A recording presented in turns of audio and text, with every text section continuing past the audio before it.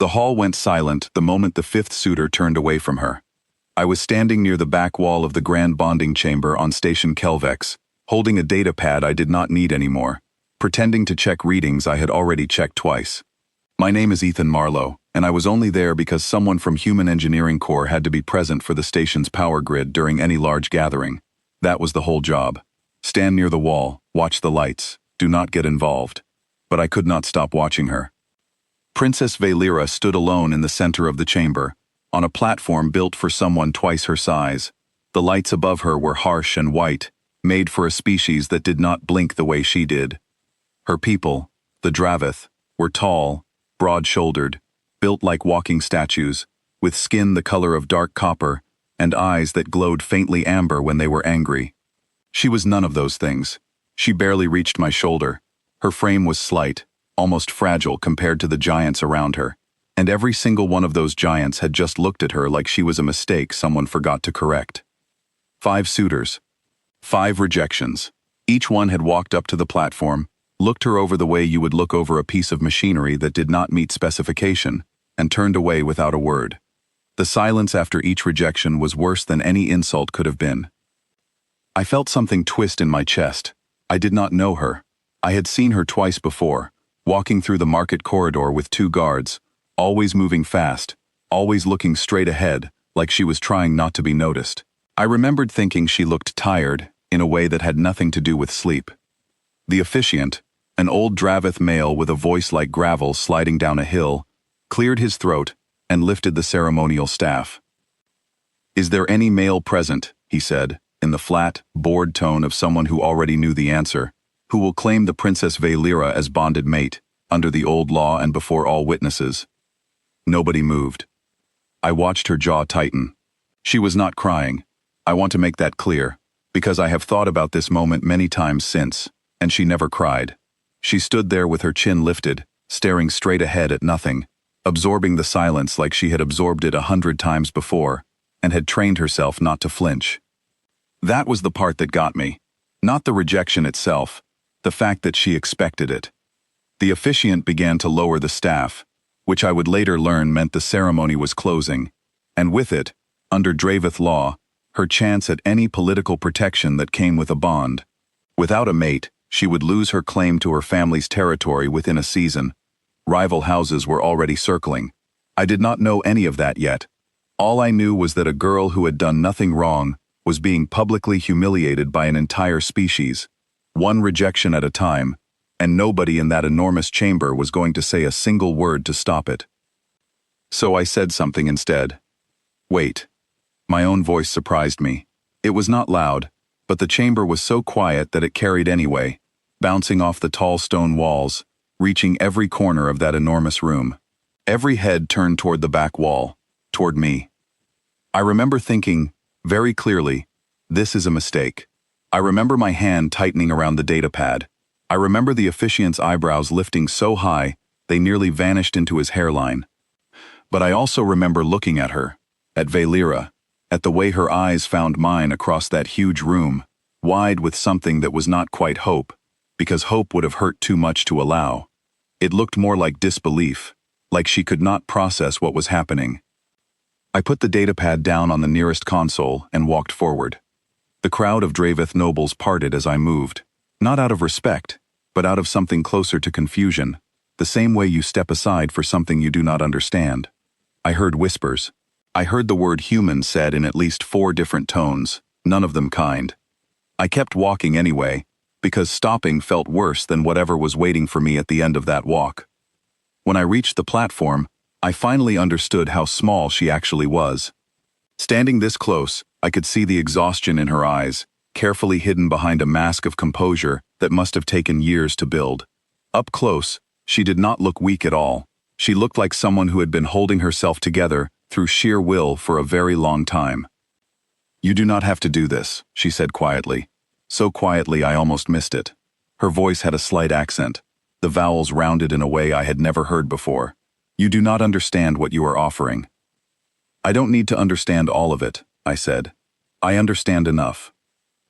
That was mostly a lie. I understood almost nothing about Draveth bonding law, their political structure, or the weight of what I was about to do. But I understood the look on her face when the fifth suitor walked away, and I understood that nobody else in that room was going to move. The officiant stepped toward us, his gravel voice sharper now, almost amused. "You are human," he said, as if I might have forgotten. "I noticed," I said. A ripple of sound went through the crowd, something between a laugh and a gasp. I did not look away from the officiant. I had learned, in my 2 years working alongside various alien species on this station, that showing uncertainty in front of them was the fastest way to lose whatever ground you were standing on. "This is not a joke," the officiant said. "The bonding law does not exclude other species, but no human has ever claimed a Dravith Royal. There will be consequences you cannot predict." "I understand there will be consequences," I said, which was again, mostly a lie, but it felt like the right thing to say. "I am still offering." The officiant looked past me, toward Valera, and something in his expression softened just slightly, just for a moment, like he was seeing her clearly for the first time in years. Then it hardened again, and he turned back to the crowd. "The law is the law," he said. "An offer made before witnesses cannot be withdrawn by either party once accepted. Princess Valera, do you accept this claim?" The chamber was so quiet I could hear my own pulse. Valera looked at me for a long moment. I want to say I understood everything passing through her mind in that moment, but the truth is, I only understood a fraction of it, and I would spend the following weeks learning the rest. What I did understand was this: she was deciding whether to trust a stranger from a species her people considered beneath notice, because the alternative was losing everything she had left. "I accept," she said. The words landed in that huge stone chamber like a stone dropped into still water. I felt the ripples move through the crowd, the murmurs rising into something closer to outrage, several nobles already turning toward each other with expressions I did not need a translator to understand. Somewhere near the front, I saw a tall Dravith male in dark ceremonial robes go very still, his amber eyes fixed on me with an intensity that made the back of my neck prickle. I did not know his name yet. I would learn it soon enough, and I would learn that he had wanted this bonding to go very differently. The officiant raised the staff again, and this time his voice rang out clear and final.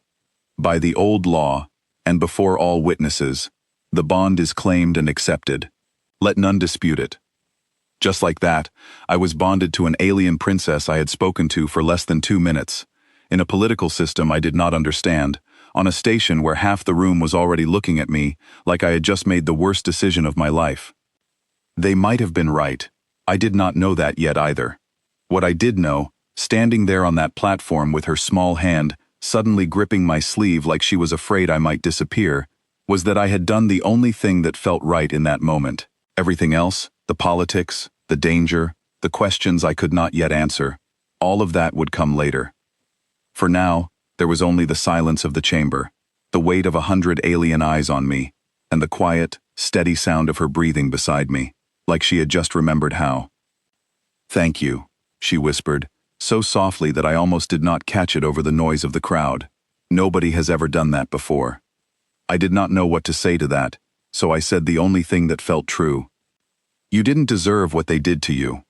She looked at me like those were the strangest words she had ever heard, and for a moment, I wondered exactly how long she had been standing in rooms like this one, waiting for somebody, anybody, to say something so simple. Behind us, the officiant was already moving on to the next order of business, as if nothing unusual had happened at all. But across the chamber, that tall male in dark robes was still watching me, and something told me this was not the last I would see of him. I had no idea how right I was. The guards came for us before we even left the chamber. Not arresting guards, not exactly, but Valera's own personal escort, 6 Dravith soldiers in dark blue armor, who surrounded us the moment the ceremony ended, moving with the kind of practiced urgency that told me this had happened before. One of them, a broad female with a scar running along her jaw, leaned close to Valera and spoke in low, rapid words I could not understand. Valera's expression tightened. "What is it?" I asked. "House Korathi is already sending a formal protest to the High Council," Valera said, switching back to the trade language for my benefit. Her voice was calm, but her hands were not. I noticed her fingers curling into the fabric of her robe. They will argue the bonding is invalid because you are not a recognized species under the old treaties. Is that true? No, but truth has never stopped House Karathi before. We were moved quickly through a side corridor, away from the crowd still spilling out of the chamber, away from the whispers and the stares. I caught glimpses of faces as we passed, some curious, some openly hostile, and one, briefly, belonging to the tall male in dark robes who had watched me so closely during the ceremony. He did not follow us. He simply watched us go, his expression unreadable, and something about the stillness of him bothered me more than any shout would have. "Who was that?" I asked once we were through a set of heavy doors and the corridor had quieted. "Zurath Karathi," Valira said. "Second son of House Karathi. He was expected to be one of my suitors today. He didn't step forward. He did not need to." Her voice was flat, careful, the tone of someone choosing each word like it might cost her something. House Karathi does not want a bond. They want my territory, and the easiest way to take it was to let every suitor reject me publicly, so that I would be left with no protection and no claim. A humiliated, unbonded princess is much easier to remove than a properly married one. I stopped walking.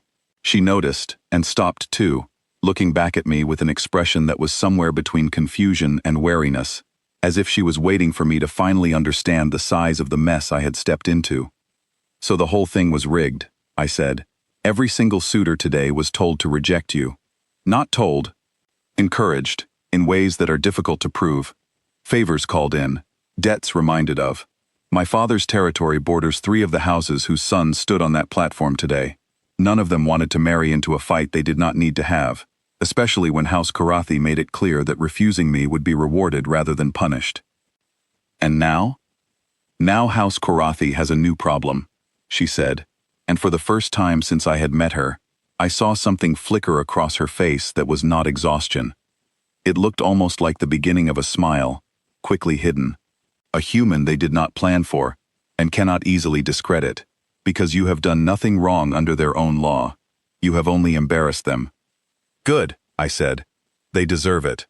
She studied me for a long moment, the way you study a puzzle piece that does not quite match the picture on the box, and did not respond. We kept walking. The rooms they gave us were in the diplomatic wing of the station, a section I had passed 100 times on my way to the engineering decks without ever once going inside. It was strange to walk through those tall arched doorways and realize I now had a reason to be there.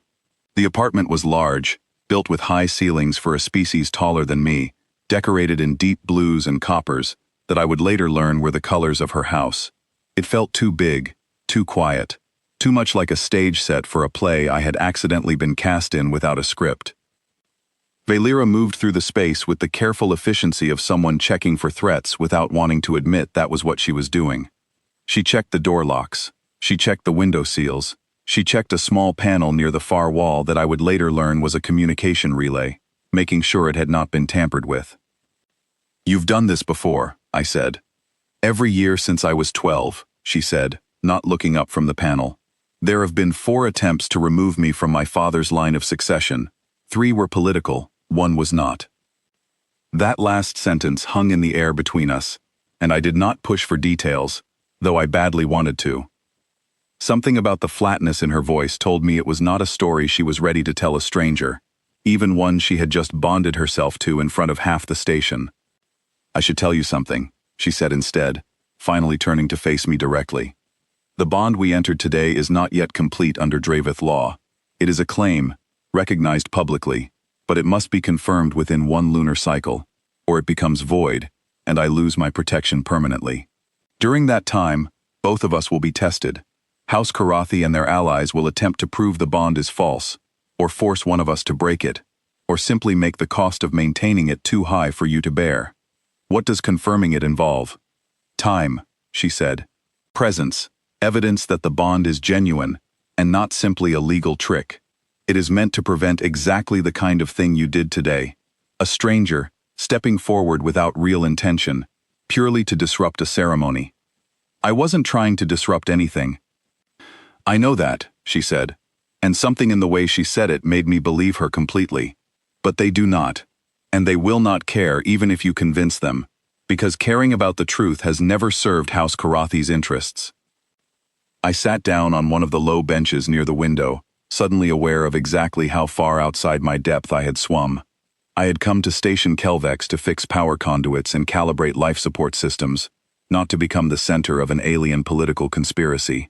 And yet, looking across the room at her, standing there with her arms crossed and her spine straight despite everything the day had thrown at her, I did not regret what I had done. I only wished I understood more of what I had agreed to. "Tell me about your people," I said. "Really tell me. Not the version you give to strangers at ceremonies." She looked surprised by the request, and for a moment, I thought she might deflect it the way she had deflected everything else. Instead, she crossed the room and sat down across from me, folding her hands in her lap. "My people value size and strength above almost everything else," she said. "It comes from our history. Long ago, before we left our homeworld, the largest and strongest among us controlled the most resources, survived the harshest seasons, led the most successful hunts. Over thousands of years, that became more than survival. It became culture, status, worth. A Dravith who is small is assumed to be weak, and a Dravith who is weak is assumed to be unfit to lead, unfit to protect a house, unfit to be taken seriously in any matter that requires strength of will." "But you're not weak," I said. "I've seen you handle yourself for less than an hour, and you've already outmaneuvered a political conspiracy in your head while walking down a hallway." Something shifted in her expression, quick and quiet, gone almost before I could name it. "Most of my people would not consider that a useful skill." "Then most of your people are wrong." She did not answer right away. She looked at me instead. Really looked. The way people look at something they are trying to determine is real. "You say things very simply," she said eventually, "as though the truth of them should be obvious to everyone. Maybe it should be. On my world, it is not."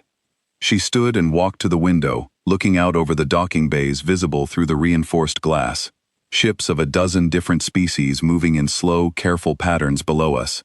"I was born small, even by the standards of a small litter. My mother told me once that when the healers first saw me, they suggested she might consider a second attempt, someone more likely to carry the family's strength forward. She refused. She said I had a mind sharper than any blade, and that a blade was only as good as the hand that wielded it, and my hand, she said, would be the sharpest of all. She sounds like she was right. She died when I was 9, Valera said quietly, still facing the window. After that, there was no one left who believed it quite so completely. My father loves me, I do not doubt that, but he is a practical man, and practicality on my world has a very specific shape, and I do not fit inside it. I did not know what to say to that, so for a while I said nothing at all, and we simply sat there together in that too large room, two strangers who had somehow become each other's only protection against a system determined to grind us both down, for reasons that had very little to do with either of us as individuals. "Why did you step forward today?" she asked eventually, turning back to face me. "Truly, I have been trying to understand it since the moment you spoke, and I still cannot find a reason that makes sense within anything I know about how the universe works." I thought about lying, about giving her some clean, simple answer that would be easier for both of us to carry. But she had just told me about her mother, about the healers, about 9 years old, and grief, and a father who loved her within the limits of what his culture allowed him to understand. She deserved better than a clean, simple lie. "Because I watched 5 people reject you for something that isn't even a flaw," I said, "and I watched you stand there and take it like you'd trained your whole life for exactly that moment, like you'd built armor out of expecting the worst from people. And I thought, somebody in this room should prove that armor wrong, even once. So I did." She was quiet for a long time after that. Long enough that I started to wonder if I had said something wrong, something too honest, something that broke whatever fragile trust we had built in the last hour. Then she crossed the room, slowly, and sat down beside me instead of across from me, close enough that I could feel the warmth radiating off her, closer than any Dravith had stood to me without hostility since I had arrived on the station. "Nobody has ever put it that way before," she said softly. "Armor. That is exactly what it is, and I did not know anyone else could see it." "I think you're easier to see than you believe," I said. "Your people just weren't looking properly. The communication panel across the room chimed suddenly, a sharp, insistent sound that made us both go still. Valera's expression shifted instantly back into the careful mask I had first seen on the platform, all softness gone, replaced by something wary and alert. "That is the diplomatic channel," she said, standing quickly. "Nobody uses that this late, unless it is urgent." She crossed the room and activated the panel, and a moment later a projection flickered to life above it, showing the face of an older Dravith male I did not recognize, his expression grave. "Princess," the projection said, "I regret to inform you that House Karathi has filed a formal challenge against the validity of your bond. They are requesting an emergency session of the High Council within 3 days' time. And Princess, there is something else. Security reports indicate an unauthorized access attempt on your father's private communications less than an hour ago. We do not yet know who was responsible." Valera's hand tightened on the edge of the console, and when she turned to look at me, all the softness from a moment ago had vanished entirely, replaced by something sharper, colder, and far more frightened than she wanted to admit. "It has already begun," she said quietly, "faster than I expected." Outside the window, the station's artificial night was settling over the docking bays, and somewhere out there in the dark between the ships, I understood without being told that Zurath Karathi was already moving pieces into place, and that the quiet hour we had just spent together, however honest, however real, might be the last quiet hour either of us had for a very long time. By the third day, I had learned more about Dravith politics than I had learned about anything in my entire life, and I still felt like I understood almost nothing. Valera taught me in short, focused sessions, between meetings with council officials, security briefings, and the occasional visit from nobles who wanted to see the human curiosity for themselves. She taught me the way she seemed to do everything, with a precision that made it clear she had learned long ago that being taken seriously meant leaving no room for anyone to claim she had made a mistake. "House Karathi cannot attack the bond directly," she explained, sitting across from me at the long table in our apartment, a projection of the station's council chamber hovering between us. "The law is too clear, so they will attack around it. They will question your competence, your intentions, your species' worthiness, to hold a claim within Dravith territory. They will look for any flaw they can turn into a weapon. Then I'll just have to not have any flaws," I said. She almost smiled, almost. I was learning to recognize the shape of it, the small shift at the corner of her mouth that never quite completed itself, like she was afraid of what a full smile might cost her. "Everyone has flaws, Ethan. The goal is not to have none. The goal is to make sure the ones you have do not matter to the people deciding your fate." I was starting to understand that Valera did not think like anyone I had ever met. She thought in layers, in contingencies, running calculations 3 and 4 steps ahead of the conversation we were actually having. I watched her do it during a security briefing on the second day, when a station officer laid out a simple patrol schedule for our protection detail, and she interrupted twice, pointing out 2 separate points where the schedule created a predictable gap an attacker could exploit.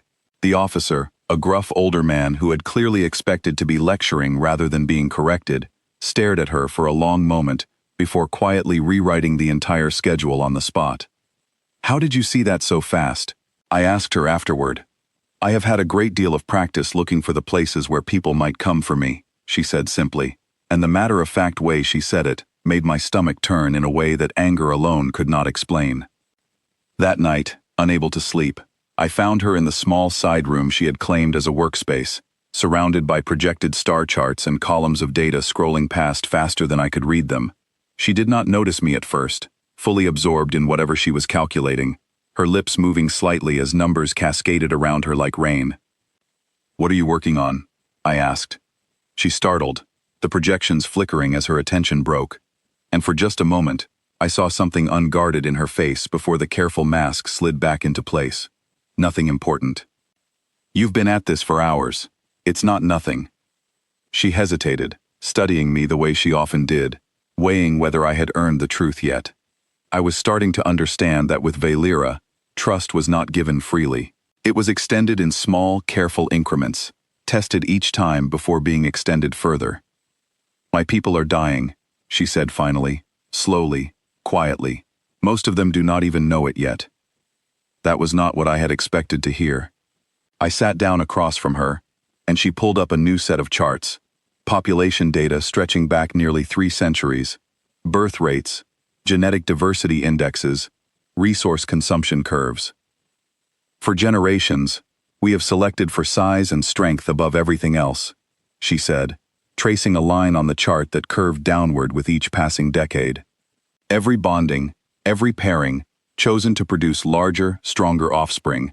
It worked. For a while, we became powerful. But strength alone is a narrow trait to build a species around, and narrow traits create narrow genetics. Our birth rates are falling. Our resistance to new diseases is falling. 20 years ago, a plague swept through 3 of our outer colonies and killed nearly a third of the population there, because our genetic diversity had grown so thin that once one body failed to fight it off, most bodies failed the same way. And you think being small is connected to this somehow? I do not think it, she said. I know it. I have spent years studying my own genetic profile, comparing it against historical records going back to before the selection practices began. Whatever trait makes Dravith like me smaller also appears to carry markers for significantly stronger immune resilience, longer natural lifespan, and something else I have not fully mapped yet. Something in the neural structure that allows for faster pattern recognition and problem-solving under stress. I stared at the charts, only understanding perhaps half of the science behind them, but understanding perfectly the shape of what she was telling me. You're not a flaw in your species, I said slowly. You might be the answer to saving it. That is what I believe, she said, and for the first time, I heard something raw underneath her careful composure, something that sounded almost like grief. But no one will listen. To even suggest that the traits my people have spent 3 centuries breeding away from might be necessary for our survival is to suggest that everything they believe about strength and worth is wrong. My own father will not review this data seriously, because doing so would mean admitting that the daughter he considers unfortunate might actually be the most valuable member of our line. Have you told him what you just told me? I have tried, twice. Her hands had gone still on the console, no longer scrolling through data, simply resting there. Both times, he told me it was an interesting theory and changed the subject before I could finish explaining the evidence. I thought about my own family, about a father who had never once doubted my worth, and felt a wave of something close to fury on her behalf that I had to consciously push down before it showed on my face. Then we find someone who will listen, I said. Someone with the authority to actually act on it. Who? I don't know yet. But you've been doing this alone for years, running the numbers by yourself in the middle of the night, with nobody to help you carry it. That changes now. Whatever this becomes, you're not doing it alone anymore. She looked at me for a long moment, and something in her expression cracked slightly, just at the edges, the way ice cracks before it finally gives way. You keep saying things like that, she said quietly, as though it were simple. Maybe some things are simple.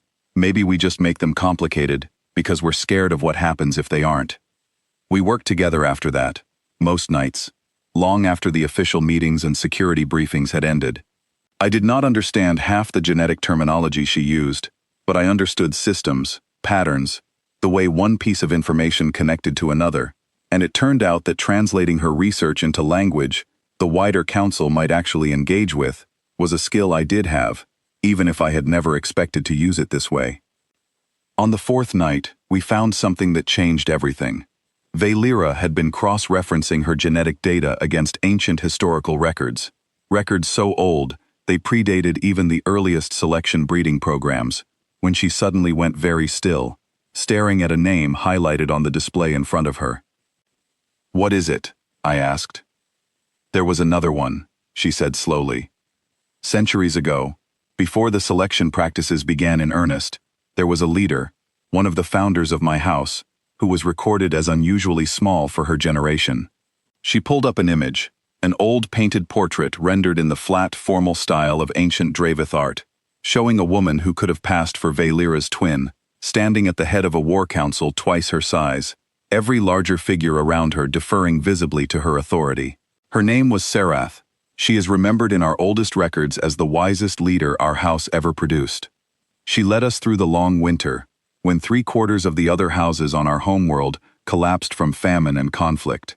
Her house alone thrived, because she saw threats and opportunities that no one else could see, and she was never afraid to act on them even when the larger, stronger nobles around her disagreed.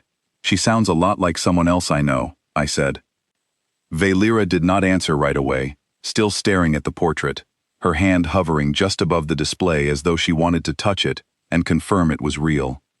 I have read this history a dozen times, she said finally. I never once noticed her size, because our modern texts never mention it, as though it were an embarrassing detail someone chose to leave out over the generations. Because it didn't fit the story they wanted to tell about themselves. Yes. Her voice was barely above a whisper now. Exactly that.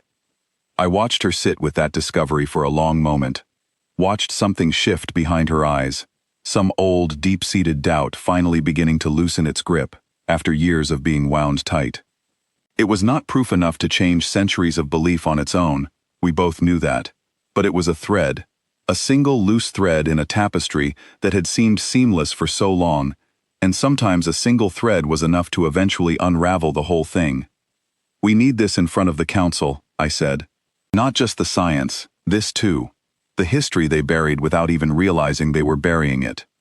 They will say it is coincidence. One example proves nothing. Maybe. But it's a start.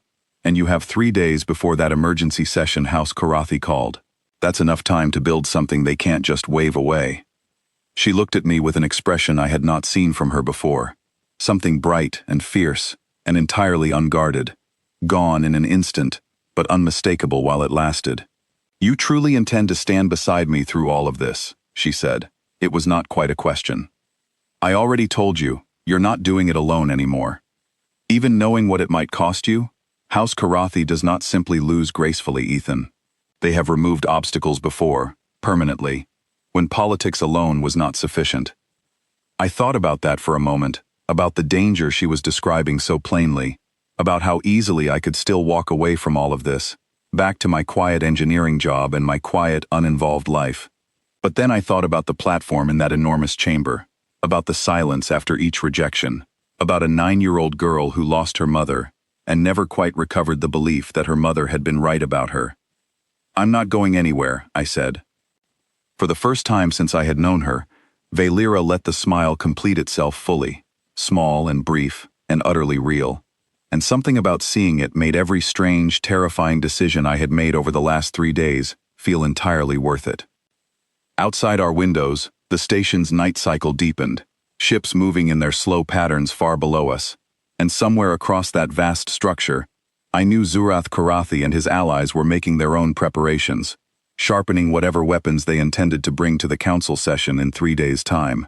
We had found something real, something that might actually matter, but I understood, sitting there in the quiet glow of star charts and ancient portraits, that finding the truth and surviving long enough to speak it aloud were two very different challenges, and we had only solved the first one. The attack came on the 5th night, exactly as Valera had warned me it might. I woke to the sound of the apartment's alarm system chirping a soft warning, the kind of sound designed not to startle an intruder into panic, but to alert the occupants quietly. I was on my feet before I fully understood why. Years of station safety drills kicking in faster than conscious thought. Across the room, Valera was already awake too, standing by the window with a small device in her hand that I recognized as a security scanner, her expression sharp and focused in a way that told me this was not the first time she had responded to exactly this kind of alarm. Someone has breached the outer corridor seal, she said quietly. 2 levels down. Our guards are already responding, but that seal has never failed on its own. Someone caused it to fail. Sabotage. Yes. She moved toward the communication panel, fingers already keying in a sequence, but before she could complete it, every light in the apartment died at once, plunging us into total darkness broken only by the faint emergency glow strips along the floor. That's not the seal anymore, I said, my heart picking up speed. That's the power grid. I knew the station's power systems better than almost anyone, better even than most of the engineering staff, because I had spent 2 years mapping every conduit and junction personally, and I knew, in that moment, standing in the sudden darkness, that whoever had cut power to this section had done it with real knowledge of how the system worked, not randomly, not by accident. They're isolating us, I said. cutting the section off from the rest of the station's network before they move in. If I can get to the nearest junction relay, I can restore power and pull an alert straight to station security instead of routing through the compromised local system. That relay is 2 corridors from here, Valera said, exactly where the breach occurred. Then that's where I'm going. Ethan, no. You said it yourself. They want to isolate us. If I can restore that connection, they lose their advantage. You know this building's political weaknesses better than anyone alive. I know its wiring better than anyone alive. Let me do the thing I actually know how to do. She stared at me in the dim emergency light for a long moment, and I watched her run through the same rapid calculations I had seen her run through a dozen times over the past 5 days, weighing risk against necessity with a speed that still amazed me. Take this, she said finally, pressing the security scanner into my hand. It will tell you if anyone is nearby before you can see them. And Ethan, she hesitated, something raw flickering across her face before she steadied it. Be careful. I have very recently discovered that I do not want to lose you. I'm not planning on being lost, I said, and meant it more than I had meant almost anything in my life. The corridor outside was dark and unnervingly quiet, the kind of quiet that made every one of my own footsteps sound too loud. I moved fast, keeping close to the wall, the scanner in my hand pulsing a steady, reassuring green. 2 years of walking these maintenance routes meant I did not need light to find my way, my hands finding familiar panel edges and junction markers almost on instinct. I was halfway to the relay when the scanner in my hand pulsed red. I froze, pressing myself into a shallow alcove just as 2 figures moved past the far end of the corridor, their outlines barely visible in the emergency lighting. They were not station security. Their movements were too careful, too deliberate, the kind of careful that came from wanting very badly not to be seen. I held my breath until they passed, then kept moving, my pulse hammering in my ears. The junction relay was exactly where I remembered it, tucked behind an access panel that I had personally recalibrated only 3 months earlier. My hands were shaking slightly as I pried it open, but 2 years of muscle memory took over the moment I saw the familiar tangle of conduits inside. Someone had cut the primary feed cleanly, a professional job, not the work of an amateur. But they had missed the secondary backup line, an older system most people on the station did not even know existed, because I had installed it myself during a routine upgrade and never bothered updating the schematics on file. I rerouted power through the backup line with hands that had done this exact motion in training exercises 100 times, and the corridor lights flickered back to life around me, dim at first, then steadying. I heard the station's automated alert system chime somewhere in the distance, the signal I had been fighting to restore finally reaching the main network. That was when I heard the footsteps behind me. I turned, just in time to see a Dravith figure step out from the shadows of a side passage, tall and broad even by his species standards, his expression cold and utterly without hesitation. I recognized him instantly from the ceremony 5 days earlier, though I had never learned his name until Valera pointed him out from a security file 2 days ago. He was one of Zurath Karathi's personal enforcers, a man whose file listed no crimes, because no crimes had ever been proven, only a long and troubling pattern of political rivals meeting sudden, convenient misfortune. You should not have come this way alone, he said, his voice a low rumble. Funny, I said, backing slowly toward the now-lit corridor behind me, toward the direction I knew security response teams would be converging from any moment. I was about to say the same thing to you. He moved fast for someone his size, faster than I expected, and I barely managed to duck sideways as he closed the distance between us. I was not a fighter. I had never claimed to be. But 2 years of maintenance work in tight, cramped conduits had taught me things about using narrow spaces to my advantage that a much larger opponent simply could not replicate, and the corridor here was barely wide enough for his shoulders to pass through without turning sideways. I grabbed a heavy maintenance tool from the open access panel and swung it hard into the exposed conduit housing beside him, not at him directly, but at the junction box itself, sending a shower of sparks and a burst of overloaded current, arcing outward. He recoiled instinctively, giving me the half-second I needed to duck past him and sprint toward the lit section of corridor ahead. Behind me, I heard him curse and give chase, but the alert I had restored was already working in my favor. Ahead, I saw the unmistakable glow of approaching security lights, a full response team moving in fast formation down the corridor, weapons drawn, clearly responding to the alarm I had triggered. My pursuer saw them at almost the same moment I did, and I watched him make the calculation, weighing the cost of finishing what he had started against the cost of being caught doing it. He melted back into the shadows of the side passage before the security team reached me, gone as quickly as he had appeared. The lead officer reached me a moment later, scanning me quickly for injuries, before relaying something urgent into her communicator. "Report says there was an intruder," she said. "Did you see where he went?" "Side passage, heading toward the lower maintenance levels," I said, still breathing hard. He was armed, tall, dark robes, moved like he'd had real combat training. "That matches the description from the second breach point," she said grimly. "There were 2 of them.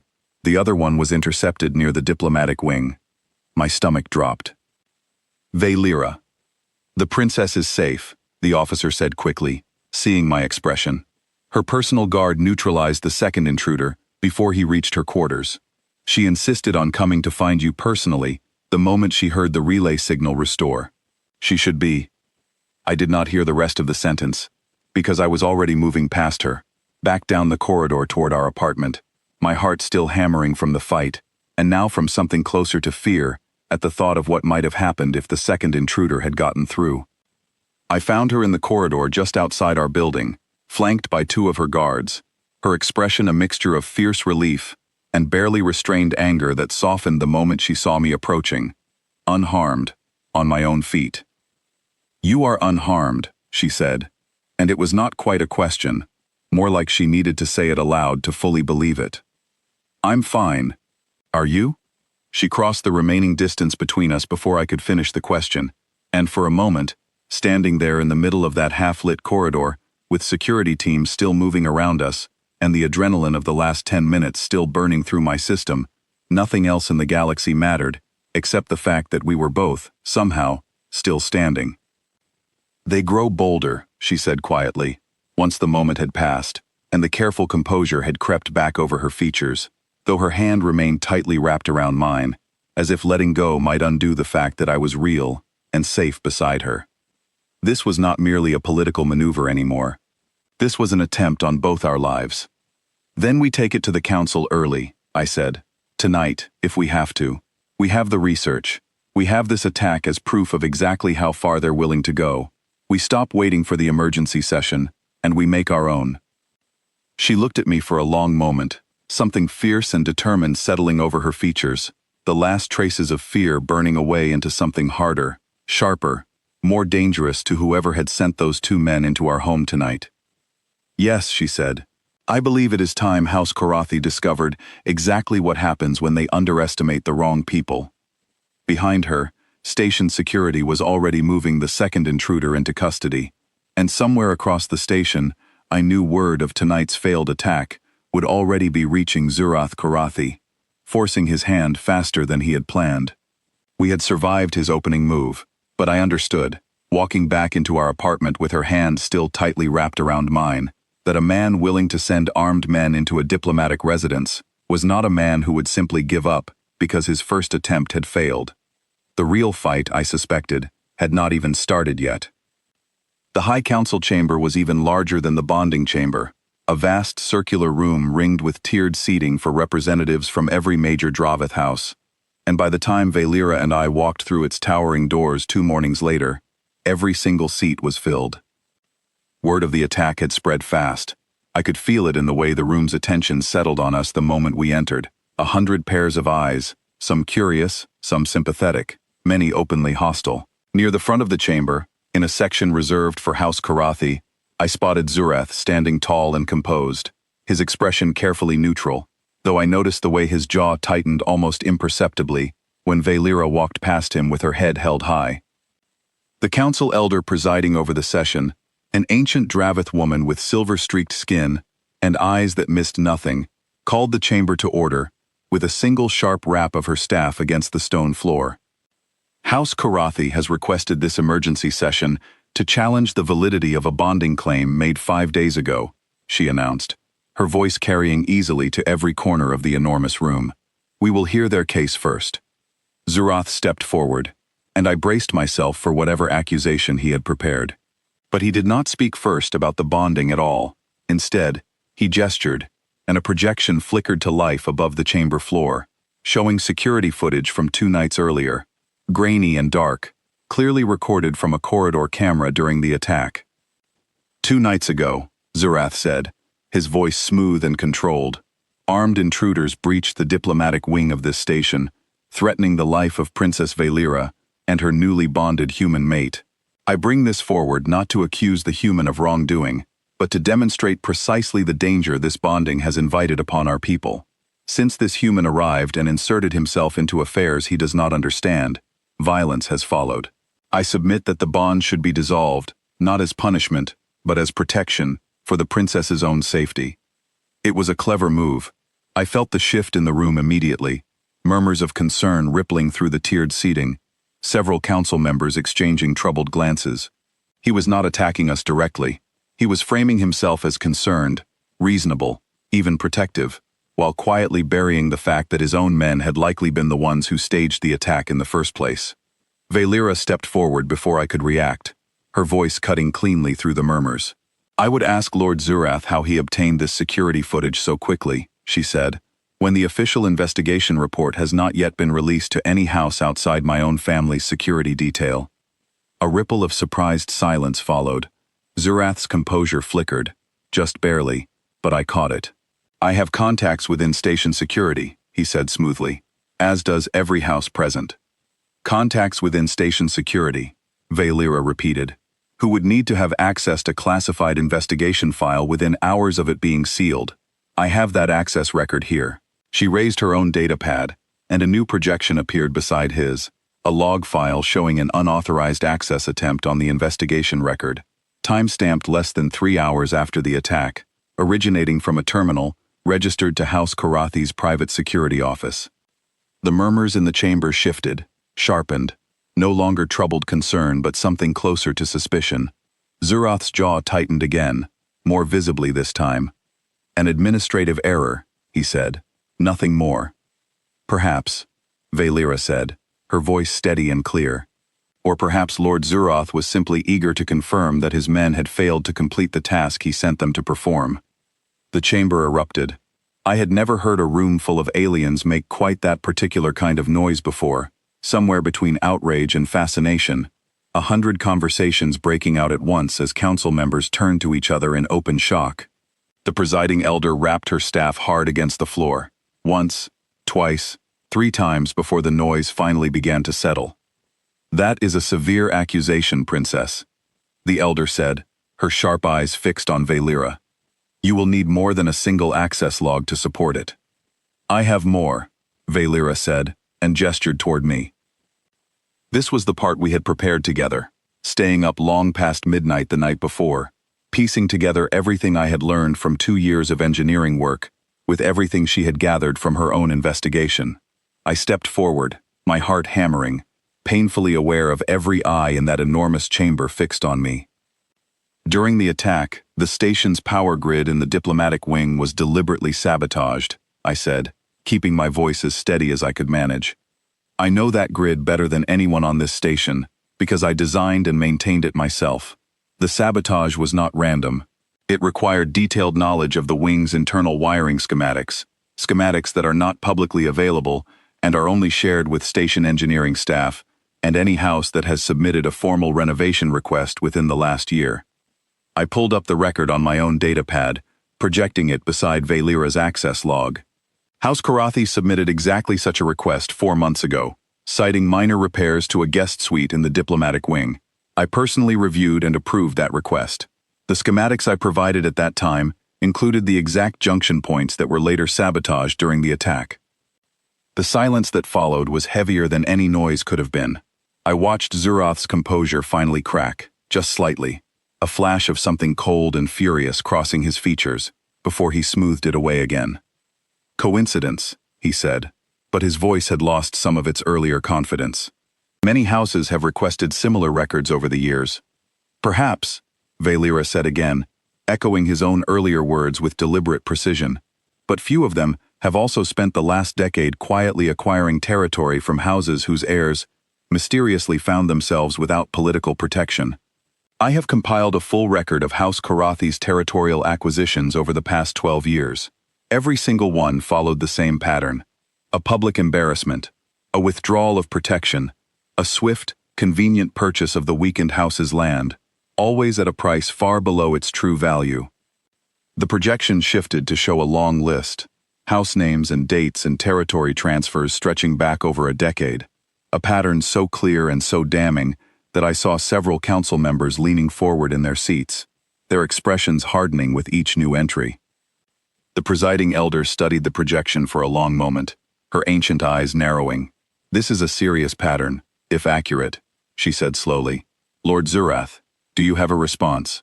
Zurath opened his mouth, but before he could speak, Valyra raised her hand slightly, a small gesture that somehow silenced the entire chamber. "Before Lord Zurath responds," she said, "I would like to present one more piece of evidence, not related to the attack, but to the reason this council was truly called here today: the validity of my bond." She gestured, and the projection changed again, this time showing the genetic research she and I had spent the last week compiling, along with the ancient portrait of Sereth, the small, wise leader whose legacy had been quietly erased from her house's modern history.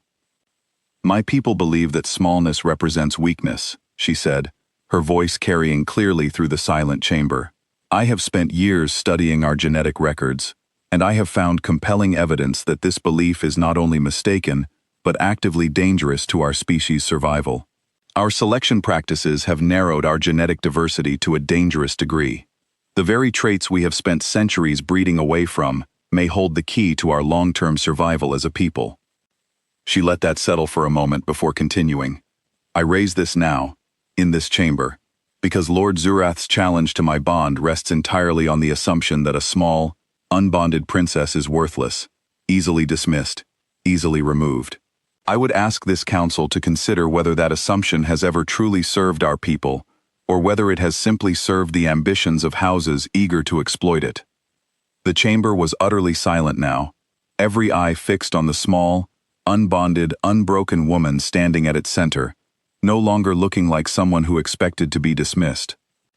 "As for my bond," she continued, turning finally toward me, "I did not accept it out of desperation, nor did Ethan Marlowe offer it out of foolishness, as I suspect many in this chamber believed at the time. He offered it because he saw something worth protecting, when every one of my own people saw only something worth discarding. In the days since, he has proven that judgment correct beyond any doubt I might once have carried. He restored power to an entire wing of this station under attack, using knowledge and skill many of you would dismiss as beneath a warrior's notice, and in doing so, he very likely saved both our lives." She turned back to the council. "I ask this chamber a simple question. Which quality has truly protected me these past 5 days? Size, strength, or the willingness to see clearly, to act decisively, and to value a person for what they can actually do, rather than what they happen to look like?" The presiding elder was quiet for a long moment, studying Valyra, with an expression that had shifted, somewhere in the last few minutes, from cautious skepticism into something that looked almost like respect. "The council will need time to review the evidence presented today," she said finally, "regarding both the attack and House Karathi's territorial history. But as for the bonding claim itself, I see no grounds here to void it. If anything, I see grounds to commend it." She turned toward Zurath, her expression hardening. "Lord Zurath, you and House Karathi will remain in this chamber. We have considerably more questions for you than the ones you came prepared to answer." Zurath's face had gone pale, all his earlier composure finally, completely gone, and as security officers moved quietly toward his section of the chamber, I felt something in my chest loosen for the first time in 5 days, a tension I had not fully realized I was carrying until it finally began to ease. Valyra turned to me as the chamber erupted once more into noise and motion, council members already breaking into urgent discussion, security escorting a furious and increasingly desperate Zurath toward a side chamber for questioning. Her expression, usually so carefully guarded, was open now, unguarded in a way I had only glimpsed in small, private moments over the past few days. "You did not have to say what you said," I told her quietly, the noise of the chamber fading into background static around us. "About the research. You could have saved it, used it more carefully, on your own timeline." "I have spent my entire life being careful," she said, "waiting for the right moment, the right audience, the right amount of proof before I dared say what I actually believed. And where has that carefulness brought me? 5 rejections on a platform, and a decade of quiet calculations no one wanted to hear." She looked at me steadily. "You stepped forward without waiting for the perfect moment, Ethan. You simply saw something worth doing, and you did it. I think, perhaps, it was time I learned to do the same." Outside the council chamber, word of the session was already spreading through the station, and over the following days I would hear it retold in a dozen different versions, growing slightly with each telling, until the story of the human who accepted the rejected princess had become something close to legend among the station's diverse population. House Karathi's territorial dealings came under formal investigation, and within a month, 2 other houses came forward with their own long-buried grievances, emboldened by the fact that someone had finally proven such a challenge could succeed. Valera's research did not overturn centuries of Dravith belief overnight. Change like that never happens so quickly, and she knew it better than anyone. But the council ordered a formal review of the selection breeding practices, the first such review in over a century, and Valera was invited to present her findings personally, no longer a princess to be quietly dismissed, but a voice the council had learned, through hard and public experience, that it could not afford to ignore.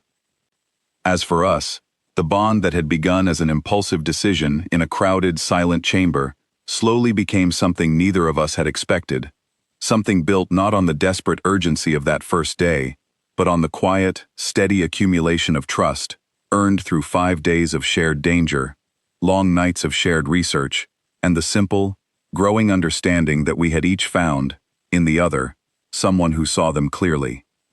Standing beside her weeks later, watching the station's lights reflect off the hulls of 100 ships moving through the docking bays below, I thought back to that moment in the chamber when I had spoken a single word into a silent room, without any plan, without any real understanding of what I was starting.